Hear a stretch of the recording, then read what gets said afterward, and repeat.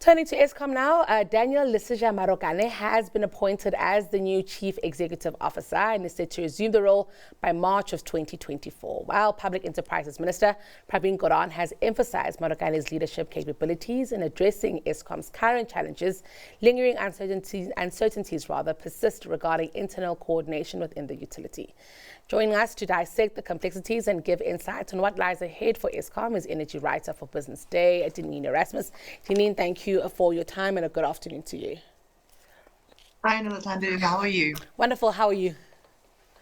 Good, thanks. All right, we finally have a CEO. Maybe let's talk about this process. Of course, this process got us a CEO, but it also got some troubles with Mpoma, which saw him leaving the power utility. Do we know anything about the other candidates, or do we know that Dan will come on and take on this role?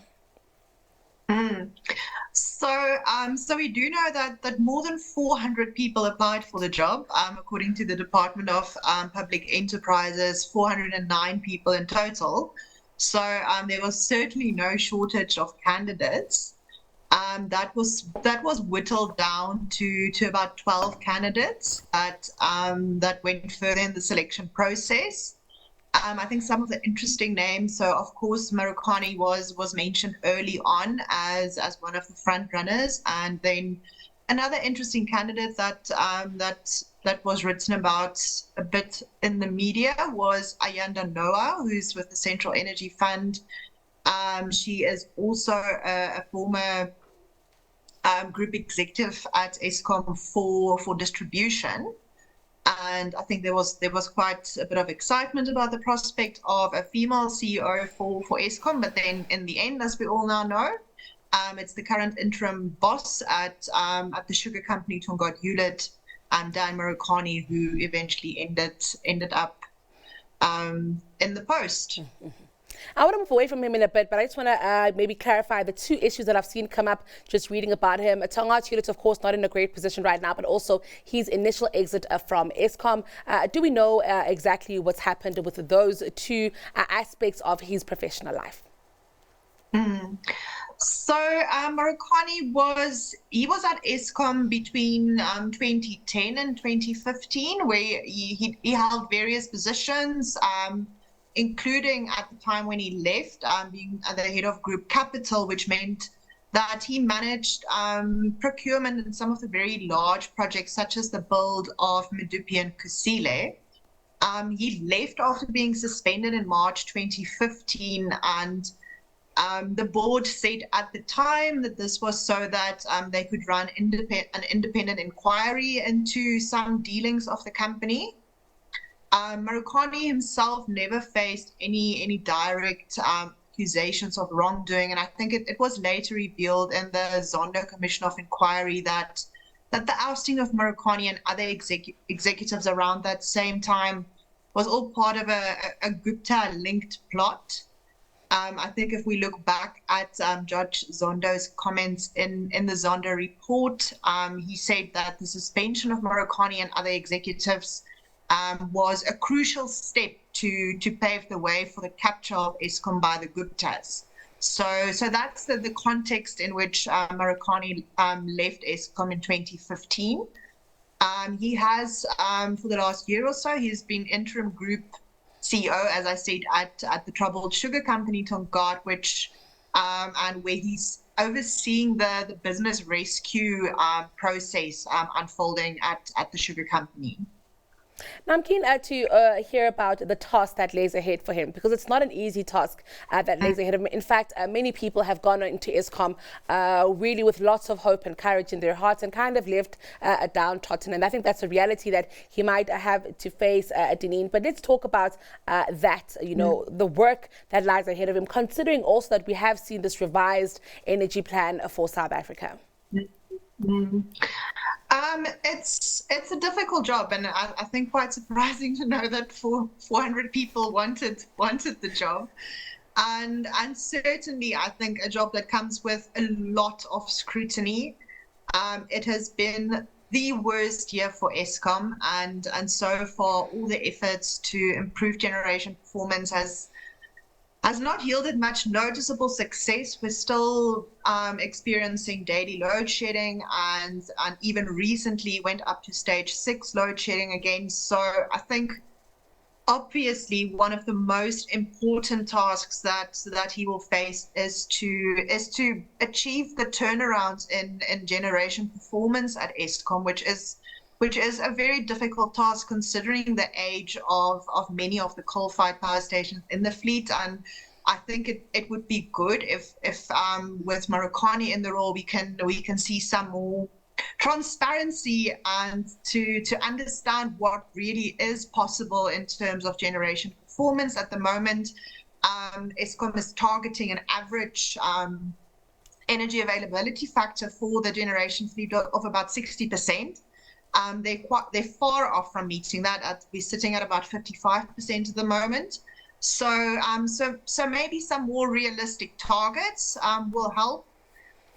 But then there's also a lot happening in terms of the transition at Eskom, and that has to do with the decommissioning of power stations, planning for that, making sure that there are processes in place to create new opportunities for communities and Eskom workers that will be affected by decommissioning in the future.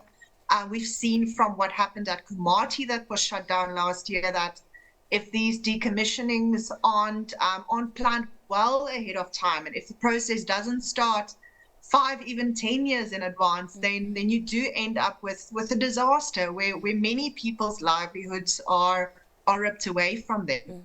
And then also extremely importantly is Eskom is undergoing the unbundling into the 3 separate divisions for distribution, generation, and transmission, which the new CEO will be key in facilitating. Most importantly at the moment is the setting up of that national transmission company, which will hopefully be operationalized within the next 12 months. I will tell you, Denene, other than what he has to deal with operationally, I'm also concerned for him from a governance perspective. Of course, we know there's the board, there's the shareholder in the Minister of Public Enterprises, but now there's also, a stakeholder in the Minister of Electricity. At no time have we had an Eskom permanent CEO and the Minister of Electricity at the same time. So this is a new one for us. Are you concerned about this, of how this would work? There's very few CEOs at a parastatal that have never quoted, the difficulty of this little environment that is created there. I think it is problematic in that it adds to the burden that's being placed on Eskom executives and in particular now on the CEO in terms of the type of reporting that they're expected to do, not only to the shareholder, which is government and represented by the Department of Public Enterprises, but now also to the Department of Mineral Resources and Energy, which manages the procurement of new energy through the independent power producer programs, and then also now, as you said, the Minister of Electricity, which is in charge of the implementation of the National Energy Crisis Committee's turnaround plans to end the energy crisis. So while it's good to know that there is this much focus and attention from government on what is one of South Africa's largest challenges and most important challenges, the energy crisis, it does add to the burden of the Eskom CEO and maybe keeps the CEO away from operational work, which at this time is very important when he will have to report back to not just one minister but 3 ministers. Before I let you go, Denene, in my mind, is there anything that could be done in the short to medium term to enable Dan Marokane's success here? Of course, we do have this huge restructure of the debt of Eskom happening with municipalities and so on. So I guess that looks at revenue issues, and we've got plans for operations and for capex and for so on. But are there things that are just low-hanging fruits that can enable a CEO of a company like Eskom just to do well? especially for the sake of the South African economy? I think it would be good to see that there's not the type of political interference that we saw under the previous Eskom CEO, which I think did impact on his ability to implement some of the restructure and maintenance plans that were underway even then. And as I mentioned, just with one of the previous questions, that it would certainly help if we can get some realism as to what is really possible to be achieved, so that there's no unrealistic targets set for the new CEO. And then, very importantly, is we need to see a faster rollout and of plans to expand the transmission network. And there we need to see government and cabinet making fast decisions on the type of private sector financing and involvement they will allow on the transmission network.